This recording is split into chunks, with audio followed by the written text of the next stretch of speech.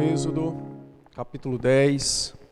Eu farei a leitura, os irmãos acompanharão. Diz assim então a palavra do Senhor.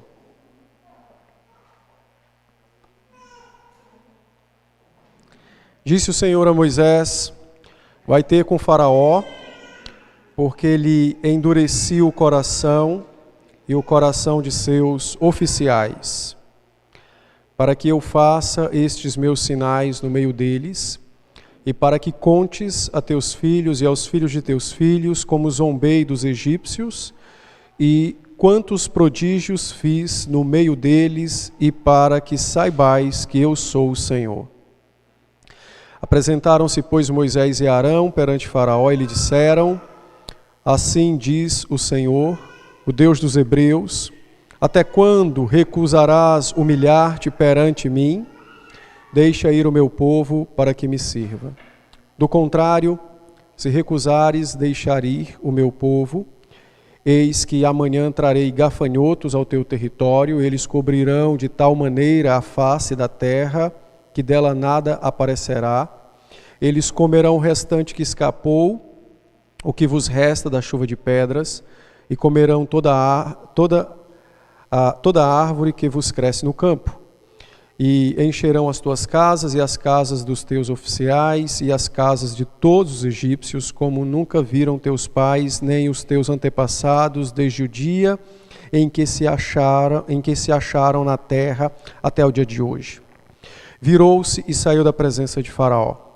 Então os oficiais de Faraó lhe disseram: até quando nos será por cilada este homem?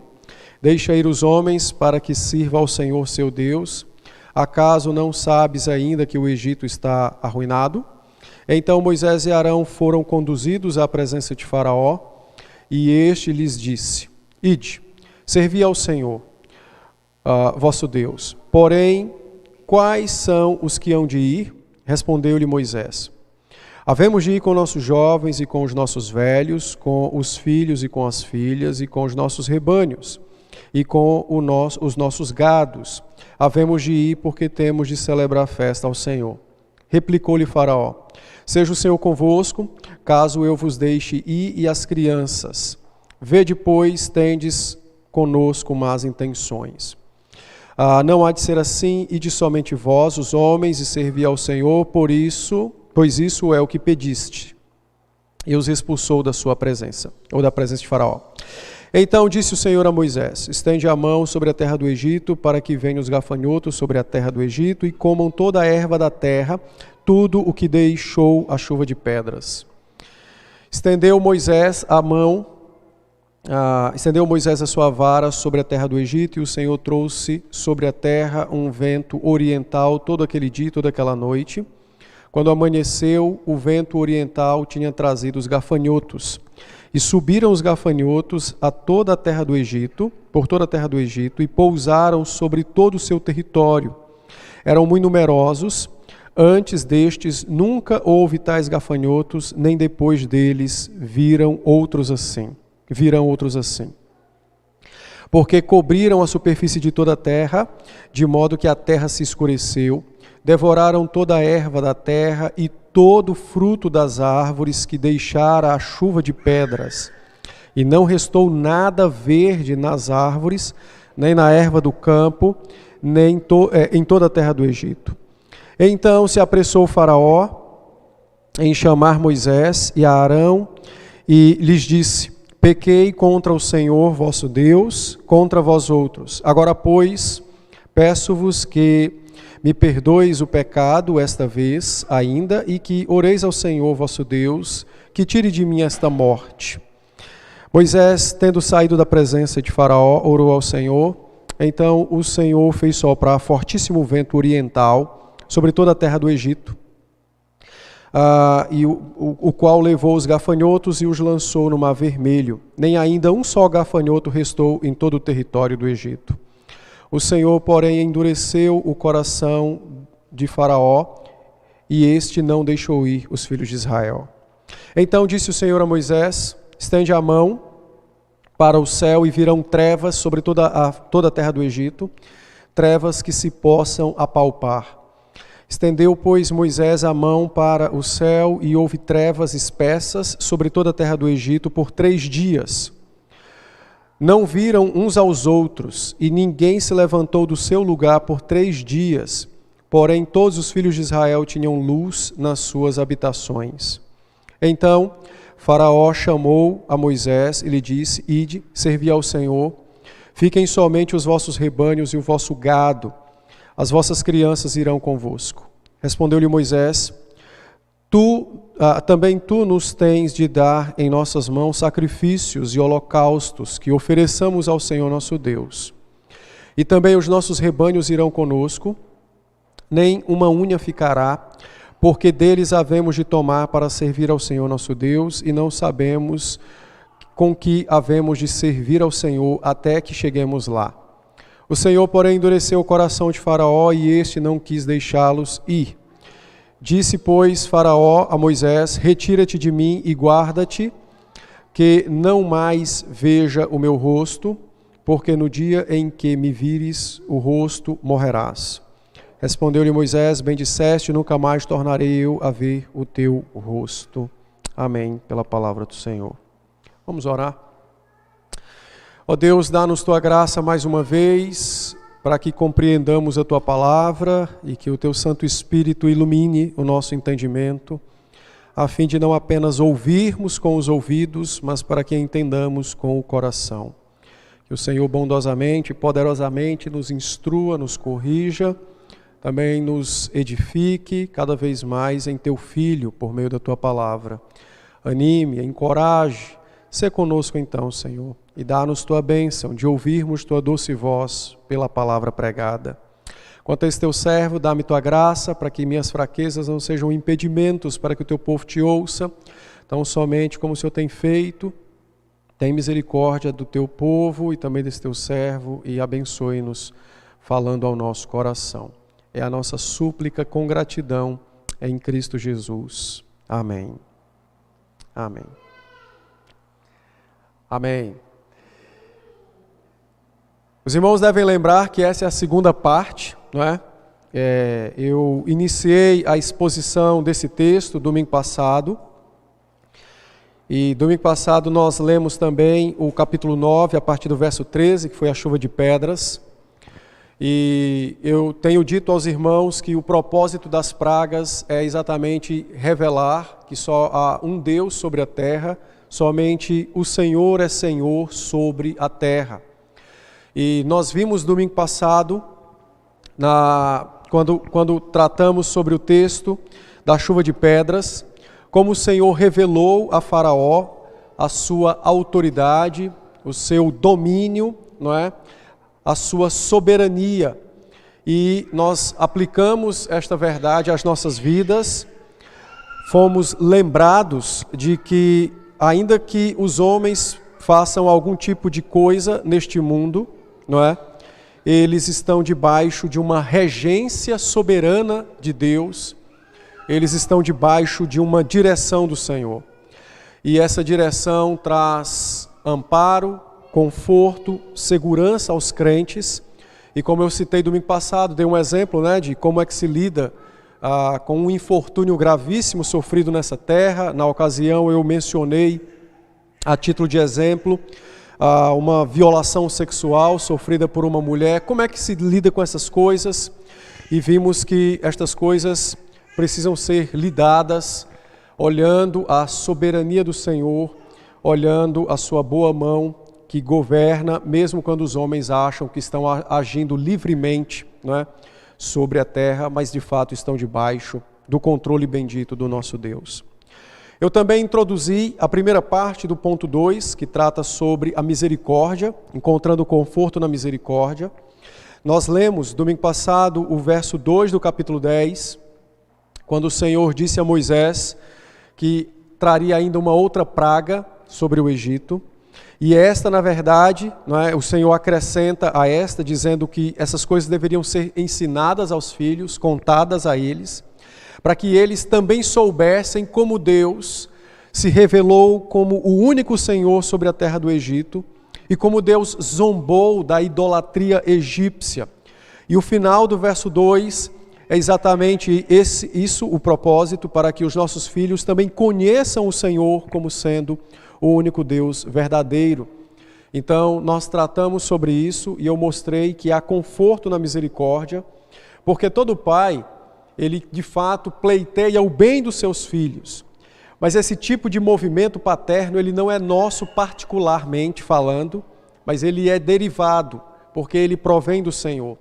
Então, eu disse aos irmãos naquele momento que eles tentassem imaginar eles estando na terra de Gósen, olhando para a terra egípcia.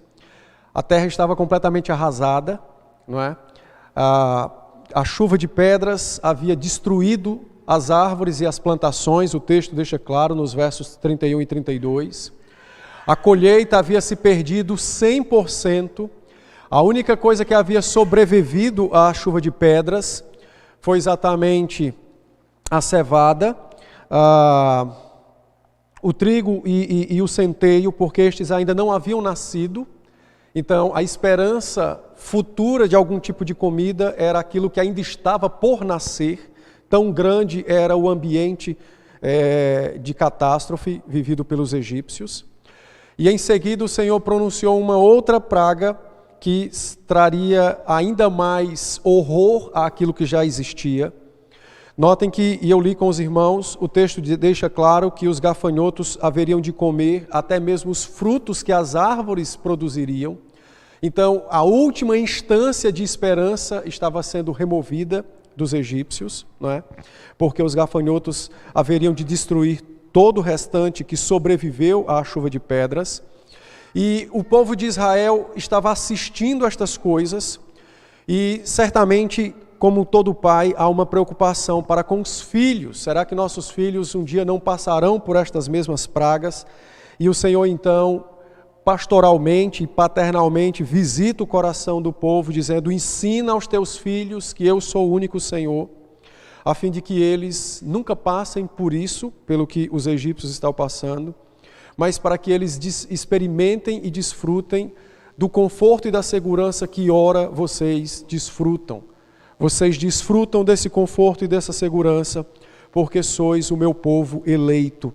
E, portanto, ensina-os acerca destas coisas para que conheçam que eu sou o Senhor. Então, eu tratei sobre essa promessa bendita de visitar com salvação o coração dos nossos filhos. Eu tratei sobre o dever de ensinar aos nossos filhos a palavra do Senhor e o interesse que Deus demonstra na sua palavra por ter um relacionamento não apenas com os adultos, mas com os nossos filhos, porque Deus estabeleceu um relacionamento pactual, Ele fez um pacto com as nossas famílias na pessoa do seu Filho, do Senhor Jesus Cristo.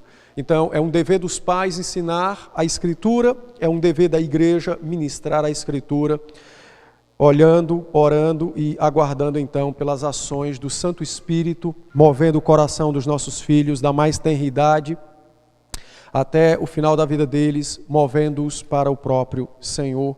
Então, vimos que podemos encontrar conforto na misericórdia. Em segundo lugar, ainda dentro desse ponto sobre a misericórdia, conforto na misericórdia, eu quero trabalhar com os irmãos agora, exatamente sobre o que Deus disse a Faraó e que também foi dito ao povo de Israel e que é dito a nós hoje também. Capítulo 10, versos 2 e 3, o Senhor disse assim. O Senhor já está falando para Moisés, para que este dissesse ao povo, né, para ensinar ao povo, então diz assim a Escritura: e para que contes a teus filhos e aos filhos dos teus filhos, como zombei dos egípcios, e quantos prodígios fiz no meio deles, e para que saibais que eu sou o Senhor. Apresentaram-se, pois, Moisés e Arão perante Faraó e lhe disseram: assim diz o Senhor, o Deus dos hebreus, até quando recusarás humilhar-te perante mim? Deixa ir o meu povo para que me sirva. O Senhor ordenou a Faraó, a Moisés, que dissesse estas palavras a Faraó, as quais também foram ouvidas pelo próprio povo de Israel, e a palavra do Senhor foi: até quando recusarás humilhar-te perante mim? O povo estava assistindo à devastação da terra egípcia, Deus comunica a Faraó uma ordem dizendo, um questionamento: até quando você vai se recusar a se humilhar? E esta palavra é ouvida agora pelo povo que estava vivendo momentos bons, mas ela tem uma aplicação para o povo, e a aplicação é: a soberania não elimina a nossa responsabilidade. A Bíblia diz, nas 10 pragas, por 6 vezes que Deus endureceu o coração de Faraó, mas em outras 6 vezes Faraó endureceu seu próprio coração. A soberania, ela não elimina a responsabilidade humana, e Deus está ensinando isso tanto a Faraó como ao povo de Israel. O povo deveria ouvir com atenção a palavra que foi pronunciada ao inimigo da cruz, e deveria aplicar ao seu próprio coração, e deveria sondar o seu próprio coração, e deveria entender que se eles, naquele momento, estavam sendo poupados da chuva de pedras, estavam sendo poupados dos gafanhotos, estavam sendo poupados dos piolhos anteriormente, das úlceras que anteriormente haviam vindo, não é porque eram melhores do que os egípcios, mas é porque eles foram salvos pela graça, pela cruz. Eles não tinham do que se orgulhar, mas na verdade o que eles tinham era motivos de sobra para que eles se humilhassem diante do Senhor.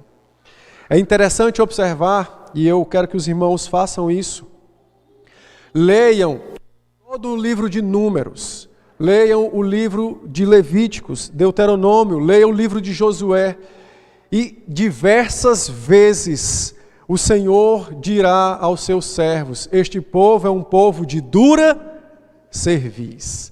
Este povo é um povo que se recusa a se humilhar.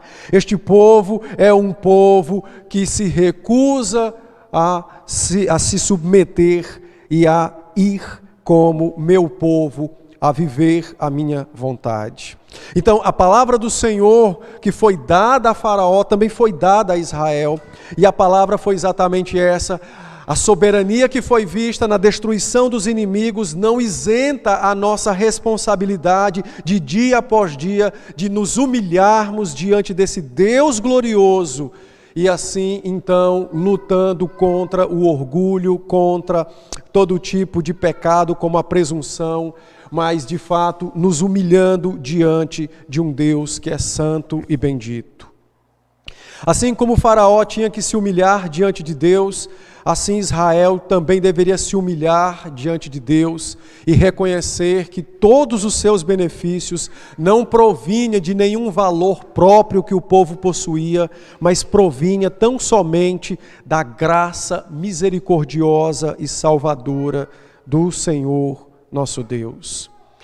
O apóstolo Pedro, escrevendo a sua carta no capítulo 5, verso de número 5, Pedro agora falando à igreja neotestamentária, Pedro disse àqueles irmãos e a nós também, ele disse assim, verso 5: rogo igualmente aos jovens, sede submissos aos que são mais velhos, outros sim no trato de uns com os outros, cingi-vos todos de humildade, porque Deus resiste aos soberbos, contudo o Senhor dá graça aos que são humildes. A ordem que foi trazida a Faraó também foi levada ao povo de Israel: até quando vocês também se recusarão a se humilhar diante de mim? O povo então, assim como o Faraó, foi um povo de dura cerviz. E por esta razão, como ensina o apóstolo Paulo em 1 Coríntios 10, caíram todos no deserto, todos os homens de 20 anos para cima. Até quando você se recusará em se humilhar diante de mim? Spurgeon, comentando esse texto do Êxodo, ele diz o seguinte: os crentes precisam ler esse texto e precisam esquecer Faraó. Precisam ler o texto e precisam pensar em eles mesmos ou neles mesmos. Os crentes precisam entender que assim como Deus, por boca de Moisés, disse a Faraó, até quando se recusa a humilhar-se diante de mim? No caso dos crentes, considere Cristo no reino dos céus, assentado em seu trono, com coroa na cabeça, com o cetro da vitória em suas mãos, olhando para nós do seu alto e sublime trono e também inquirindo de nós até quando vocês se recusarão a se humilhar diante de mim. Nós, de fato, só encontraremos conforto na misericórdia quando entendermos que precisamos nos submeter, que precisamos ser submissos a esse Deus glorioso, que não demonstrou poder ao longo da história humana para provar que tem poder, mas que demonstrou poder ao longo da história humana para ensinar à igreja que ela precisa se submeter a Ele. Que ela tem algum tipo de bem, alguma graça, algum tipo de coisa nesta terra, não por seu valor próprio, mas tão somente pela graça, tão somente pela misericórdia, tão somente pela graça. Os crentes precisam se humilhar, nós precisamos nos humilhar diante do Senhor, nós precisamos nos submeter à sua vontade. E aqui, irmãos, eu quero fazer uma aplicação para nós, não é? Olhando essa ordem divina, não é? Até quando recusarás humilhar-te diante de mim? A Bíblia ensina que nós devemos ser submissos à vontade do Senhor, sujeitos à sua vontade. A Bíblia ensina que os crentes, como vimos em 1 Pedro, quando eles não se sujeitam, quando eles não se submetem à vontade do Senhor, eles não gozam de benefícios celestiais já alcançados para eles por Cristo Jesus. Eles experimentam, na verdade, algumas dificuldades pelas quais o próprio Deus traz, que é nosso Pai, a fim de nos corrigir, de nos disciplinar, a fim de que nós nos afastemos de nosso pecado. Os crentes precisam então olhar, assim como deveriam os crentes naqueles dias, Israel deveria olhar, assim também nós também devemos olhar hoje, não é? Que a soberania, ela exige que eu me humilhe diante do Senhor e que eu de fato experimente esses confortos de suas mãos, não é? Confiando nele que tem poder e sabedoria para cuidar de mim. O oposto desse humilhar-se é exatamente o orgulho, é a soberba. É exatamente o desconfiar de Deus e então, quando assim agimos, deixamos de experimentar algumas dádivas que o Senhor já tem para nós no seu trono de glória e de majestade. Mas talvez alguém diga assim, pastor, mas eu não sou orgulhoso. Aonde me falta me humilhar diante de Deus? Eu vou lhe dizer. Como Israel deveria, ao assistir à catástrofe na terra egípcia, e deveriam não se humilhar achando que eram melhores do que o povo judeu, do que o povo egípcio, perdão. E assim como Israel, ao assistir toda aquela catástrofe, deveriam se humilhar diante de Deus pela aliança que possuíam com o Senhor, assim os crentes também hoje. Hoje, quando nós olhamos o horror que o pecado causa aos homens na face da terra, quando consideramos os males que os homens praticam entre si, os crentes muitas vezes se esquecem da misericórdia, se esquecem da graça divina, se esquecem da soberania divina. E ou eles se orgulham em achar que são bons, porque não sofreram o que o outro sofreu, ou eles se orgulham em achar que podem se defender a si mesmos e não se submetem a Deus.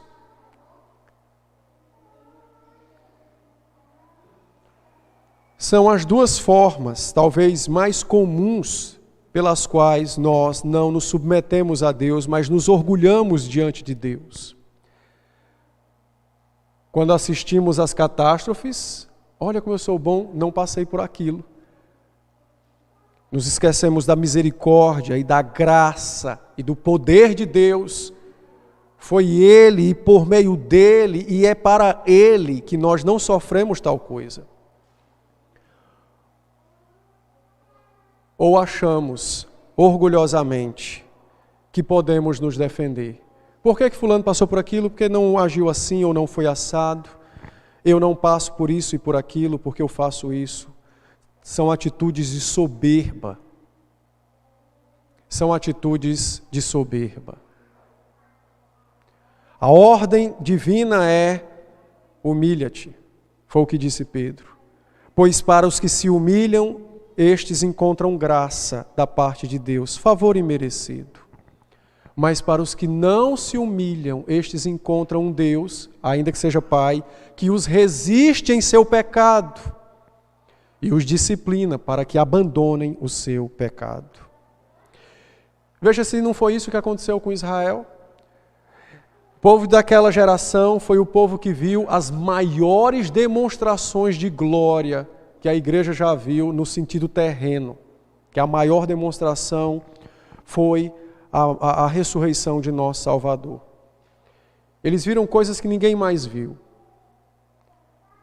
Eles viram pão cair do céu. Eles viram uma rocha funcionar como um chafariz. Eles viram um mar que se abriu para que eles passassem a pé enxuto. Eles viram uma nuvem que durante o dia os protegia do calor e durante a noite os aquecia do frio. Eles viram suas roupas e suas sandálias por 40 anos não se desgastarem. Entretanto, a Bíblia diz: este povo é um povo de dura cerviz. Este povo é um povo de coração insubmisso. Não se submetem. Nós podemos passar pela mesma coisa. Podemos também ter dureza em nosso coração. Podemos ser tomados por orgulho e por soberba. E como no caso do texto aqui, que eles viram o mal ao seu redor, e a ordem foi: humilha-te. Assim nós também podemos fazer nos nossos dias. Podemos assistir às misérias que os homens praticam entre si, e ao invés de nos confortar na misericórdia e na graça, ao invés de nos amparar no verdadeiro abrigo, na âncora de nossas almas, que é a pessoa de Cristo, nós buscamos então, por meio do orgulho e da soberba, ou nos julgar que somos melhores do que aqueles que sofreram, ou nos julgar mais sábios do que aqueles que sofreram tais coisas, porque podemos fazer isso ou fazer aquilo. É interessante, não é? Como o pecado do orgulho é sagaz e pode visitar o nosso coração, até mesmo nessas questões. A ordem é: humilha-te. É isso que deve ser aplicado e trazido a nós. Em terceiro lugar, lembrando que eu estou concluindo o sermão passado, o Senhor tratou com o seu povo sobre a alegria da salvação. No capítulo 10, o verso de número 21 e 22, o Senhor disse a Moisés: estende a mão para o céu e virão trevas sobre a terra do Egito, trevas que se possam apalpar. No verso 22, o Senhor disse que essas trevas seriam espessas e que, de fato, elas durariam 3 dias ininterruptamente. Em 1º de outubro do ano de 1914, um explorador chamado Ernest Shackleton, acho que é mais ou menos essa a pronúncia dele, ele embarcou com a sua equipe para cruzar o continente antártico a pé.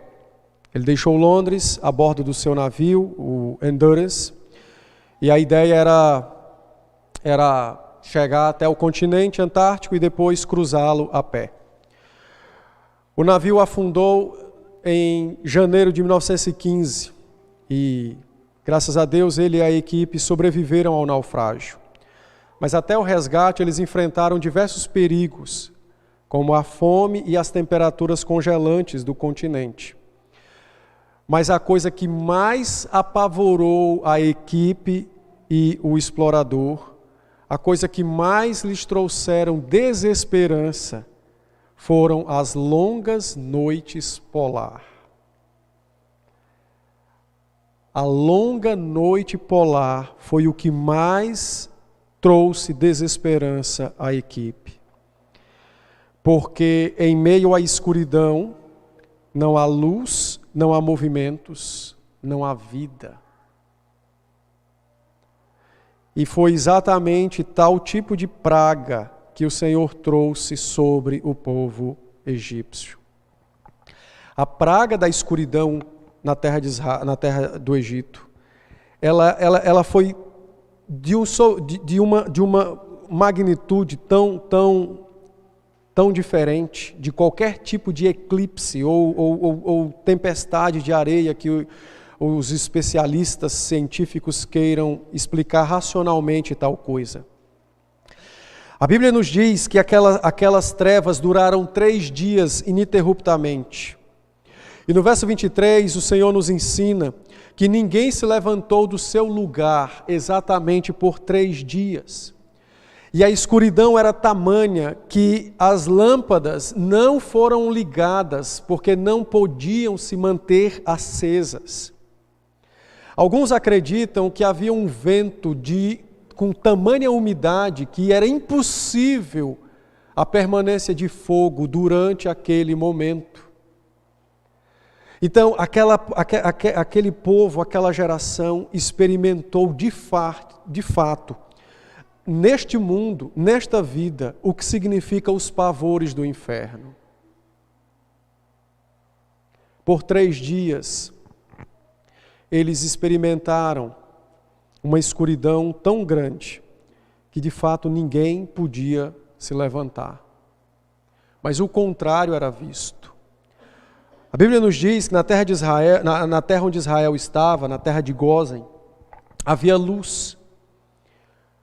Os hebreus gozavam de luz, gozavam de vida, enquanto os egípcios experimentavam morte, mesmo estando vivos.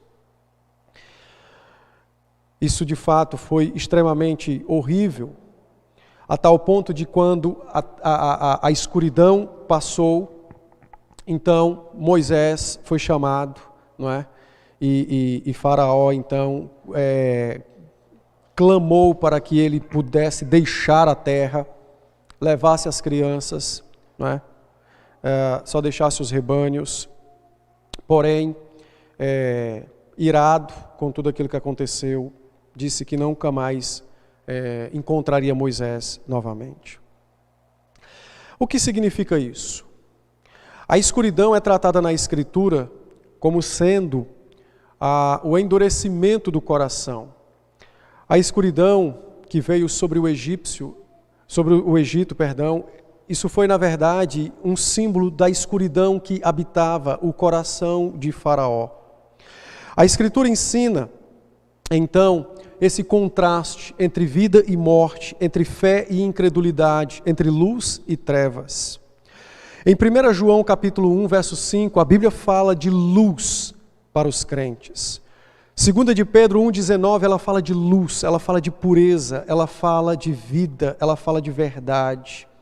Os crentes possuem de fato a luz de Cristo. Eles possuem vida no Senhor Jesus. O contrário também é verdadeiro para aqueles que não creem em Cristo.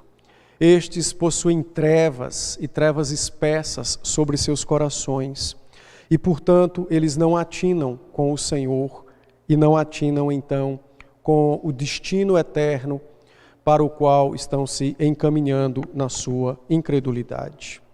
Mas eu quero aplicar esse episódio das trevas não aos incrédulos, mas aos crentes, como o Senhor também pretendeu que fosse aplicado ao povo de Israel naqueles dias.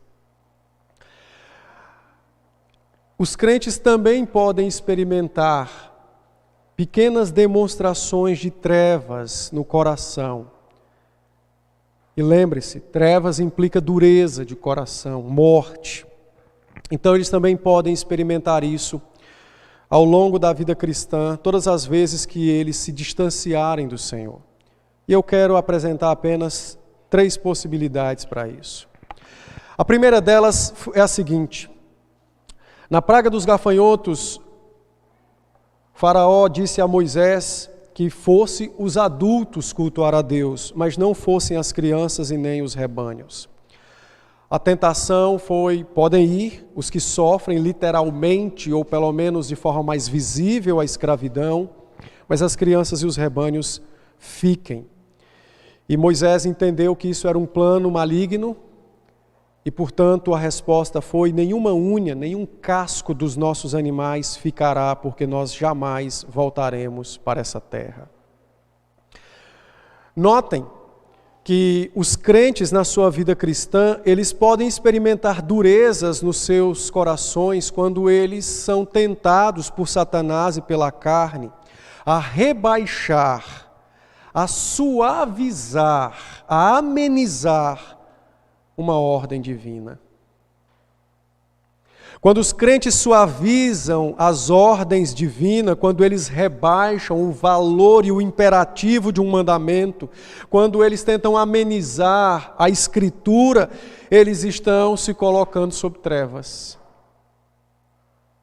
Eles estão se colocando sob trevas. E falando às crianças que estão aqui na igreja, os nossos filhos precisam ser ensinados acerca dessa verdade. Porque senão eles podem crescer dentro de um hábito de serem crentes, até talvez verdadeiramente salvos, mas em determinadas áreas da vida estão no Egito, estão em trevas. Porque eles estão suavizando, rebaixando, diminuindo os imperativos e os mandamentos bíblicos. Os crentes não podem diminuir as ordens de Deus, não podem rebaixar os mandamentos divinos, não podem suavizar as ordens divinas. Essa foi a tentação de Faraó para Moisés e para o povo de Israel: vão os adultos. Quem está trabalhando no pesado, quem sofre com a escravidão são os adultos. Então, tenham alívio. Gozem de alívio, cultuem vocês ao Senhor, deixem os seus filhos, deixem os rebanhos. A ordem tinha sido dada: deixa ir o meu povo e tudo que eles possuem. A ordem era: não é para ficar ninguém. Essa foi a ordem, mas o que estava sendo proposto é: para que todo esse transtorno? Para que todo esse movimento de levantar todas as famílias, arrumar suas trouxas e mudança, e todo mundo, criança e menino, e mulher buchuda e recém-parida, para quê? Vá só os homens, vá só os adultos. Essa é uma escuridão na qual nós podemos nos enfiar, chamada rebaixar, suavizar, amenizar, diminuir os imperativos da Escritura. Os nossos filhos também precisam aprender isso, as crianças precisam aprender isso. Obedecer na frente dos pais é algo que alegra os pais, mas não quer dizer que o coração está em verdadeira luz. A verdadeira luz é servir ao Senhor, custe o que custar. A verdadeira luz é servir ao Senhor em todo o tempo, seja na presença ou na ausência dos adultos, olhando para as crianças. E para nós, obedecer ao Senhor, custe o que custar, não importa quem esteja em nossa companhia. A verdadeira luz é servir ao Senhor com os nossos talentos em momentos de bonança e também nos momentos de sofrimento. Até o Senhor disse, no verso 23, Israel tinha luz, eles tinham vida, eles podiam se movimentar, eles podiam andar, eles tinham vida. A verdadeira luz não é suavizar nem rebaixar os mandamentos, mas é de fato amá-los com todas as forças do nosso coração. Essa é uma escuridão da qual nós muitas vezes não vigiamos a nossa alma.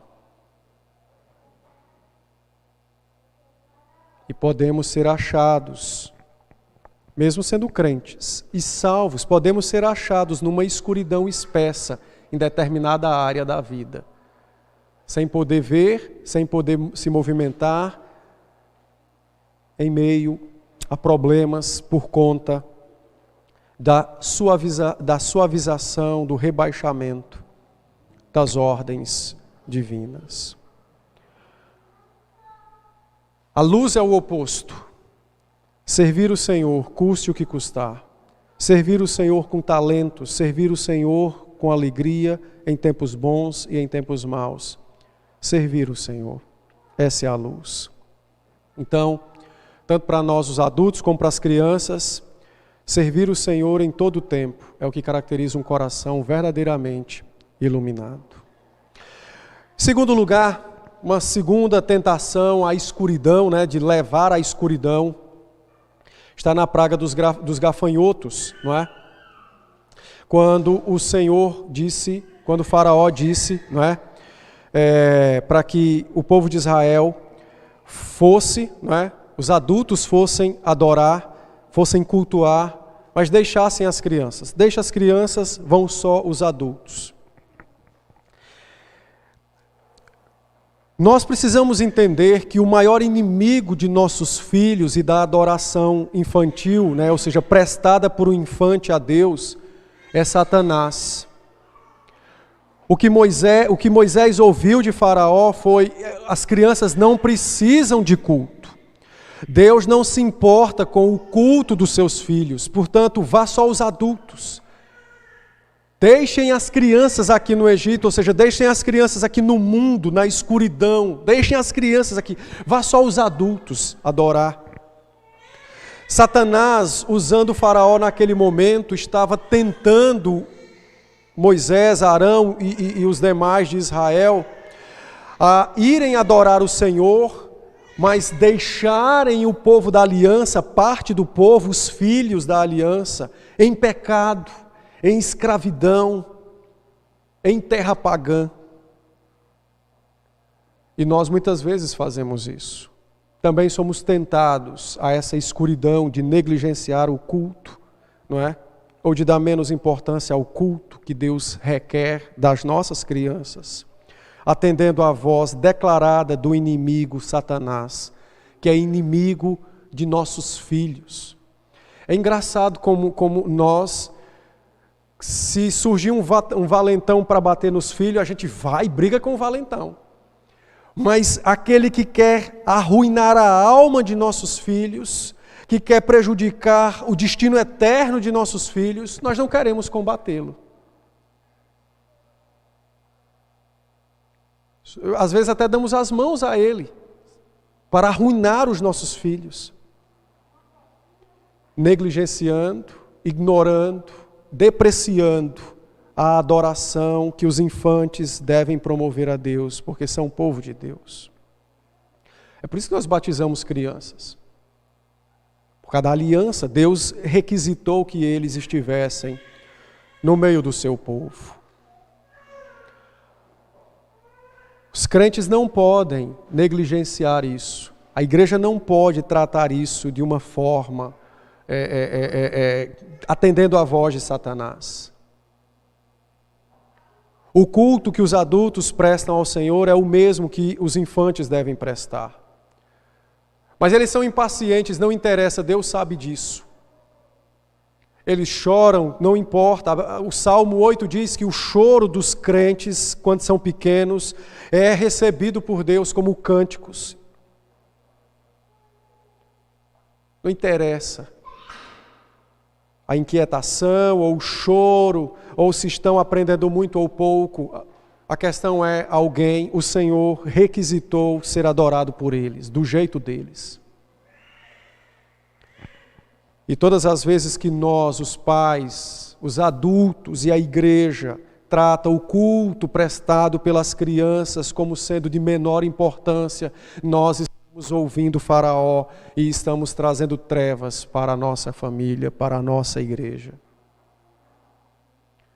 A escuridão, como eu disse, representava então a escuridão espiritual.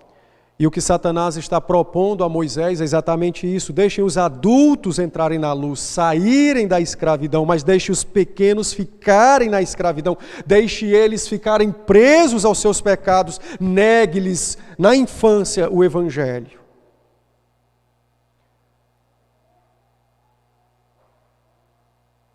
Negue-lhes na infância o Evangelho. E nós temos muitas vezes feito isso. Tratado com pouca importância a presença das crianças, tratado eles como se não fossem de fato o povo de Deus. E aí tem várias razões, né? Eles não dão muito louvor a ninguém, eles não dizimam, por exemplo, então há outros fundamentos para esse pecado, não é? Mas o certo é, meus irmãos, que a proposta de Faraó, trazida por Satanás, é uma proposta que visa amarrar os pés e as mãos de nossos filhos, para que estes não andem em direção ao reino dos céus. Satanás estava tentando fazer com que o povo de Israel priorizasse seu alívio físico dos adultos ao custo da morte e da condenação da outra parte do povo que pertencia ao Senhor, os infantes. Nós também somos tentados, como eu disse, negligenciar o culto, né? Ou seja, não trazer as crianças para o culto, dar pouca importância à presença deles no culto. Mas há um outro pecado que nós também cometemos, talvez alguns, não todos, acerca de atender ao apelo de Faraó, não é? E de deixar as crianças lá no Egito, enquanto nós caminhamos livremente mundo afora. Que é exatamente a negligência dos pais com a instrução doméstica, o culto doméstico, o culto particular. Por causa do dinheiro, do status, por causa de um modo de vida que o mundo tem imposto aos crentes, os crentes têm abraçado estas coisas. Mas à medida que você abraça essas coisas, você vai ter que colocar outras fora do seu rol de cuidado e atividade, ou seja, para que se ganhe algo, outro algo precisa ser sacrificado. E adivinha quem é que vai ser sacrificado para que os nossos sonhos, planos e desejos materiais, pessoais, sejam realizados neste mundo? Pense quem é que vai ser sacrificado. São os filhos, que passam uma infância e uma juventude inteira convivendo com crentes, mas que não conhecem quem é o Deus que esses crentes dizem que adoram. Aí às vezes nós nos perguntamos, mas meu filho ouviu a palavra, será que ouviu?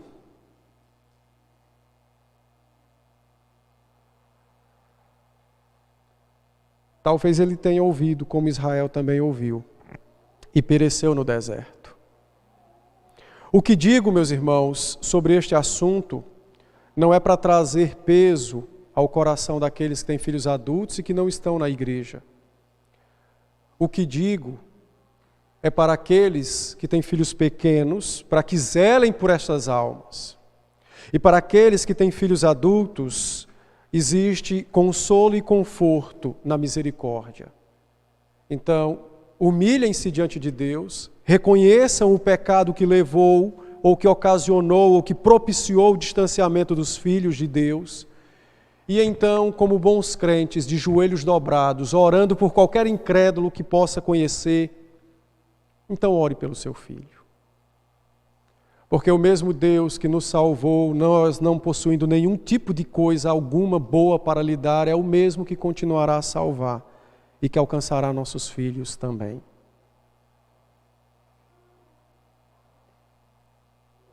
Mas nós não podemos atender à voz de Satanás e trazer trevas para o nosso relacionamento com Deus no quesito crianças sendo apresentadas a Ele através do Evangelho. Por fim, a última escuridão ou a última tentação de escuridão, não é? Ao povo e a nós também. Notem que quando a coisa apertou, em ambas as pragas, não é? Verso 16 do capítulo 10, então Faraó se apressou, mandou chamar Moisés e disse: pequei contra o Senhor, vosso Deus, e contra vós outros, agora pois perdoa-me, não é? Agora pois perdoa-me, foi o que ele disse, não é? No final do capítulo 10, então o Senhor endureceu o coração de Faraó, depois que passou as trevas. Faraó, extremamente irado, mandou com que Moisés fosse retirado da sua presença, ameaçando-lhe de morte. Isso nos ensina a terceira tentação que pode trazer trevas à nossa vida, ao nosso coração, chamado falso arrependimento. Falso arrependimento. Faraó disse que havia se arrependido quando ele viu o resultado da catástrofe. Quando ele viu que a sua terra estava em ruína, que o seu povo estava em ruína, então ele falsamente tentou barganhar com Deus, pronunciando, dizendo: eu estou arrependido, pequei, perdoa-me. Mas ali, na verdade, era um arrependimento falso, ou um falso arrependimento. Não houve uma confissão verdadeira. Não houve confissão verdadeira. Infelizmente, e os irmãos podem ler depois, o resto do Êxodo, Levíticos, Números, Deuteronômio, o Josué. Sempre que a coisa apertava, o que é que acontecia com Israel?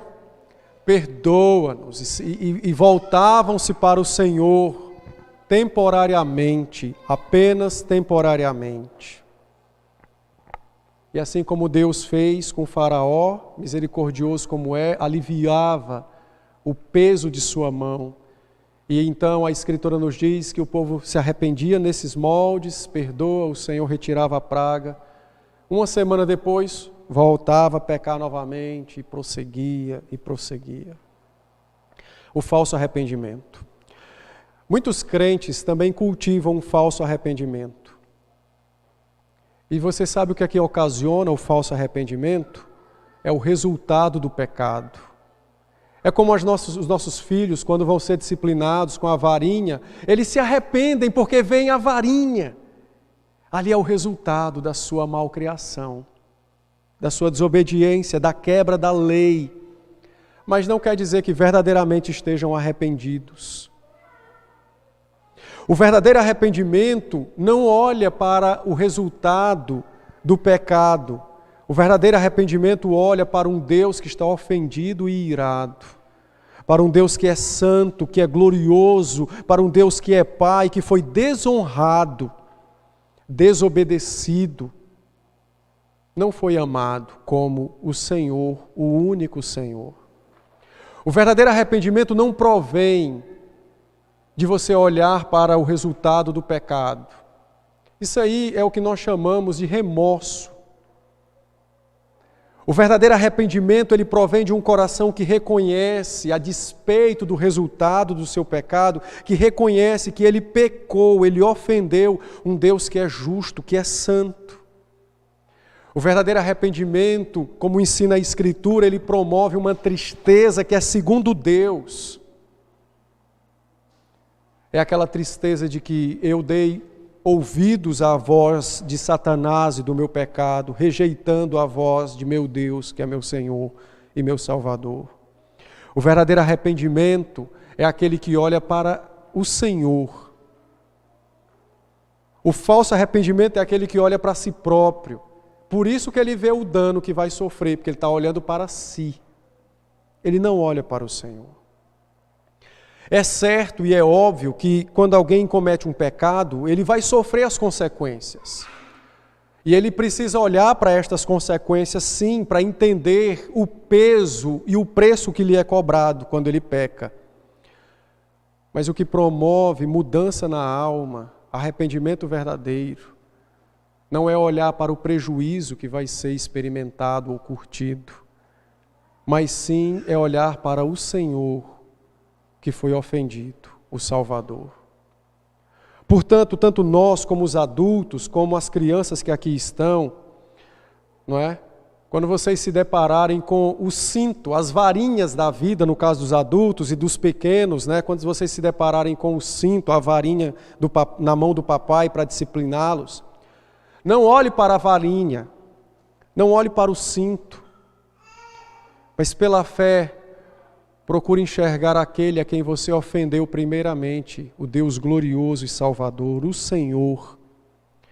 Veja que você desonrou, você não obedeceu, você não amou o Senhor e o resultado é pecado. E como consequência, a disciplina. Muitos crentes fazem como Faraó. Eles veem apenas o efeito, né, da desobediência. Senhor, eu pequei.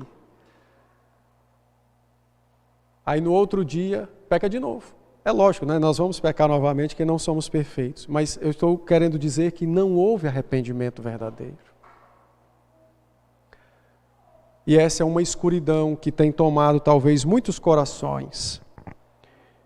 E que tem feito com que muitos crentes, ainda que salvos e verdadeiros, estejam distantes da cruz, em algumas áreas da vida, naquelas que eles se recusam a se arrepender verdadeiramente. Que Deus bondosamente seja conosco e que nós, pelo arrependimento verdadeiro, experimentemos cada vez mais a alegria da nossa salvação. Que Deus nos abençoe. Amém.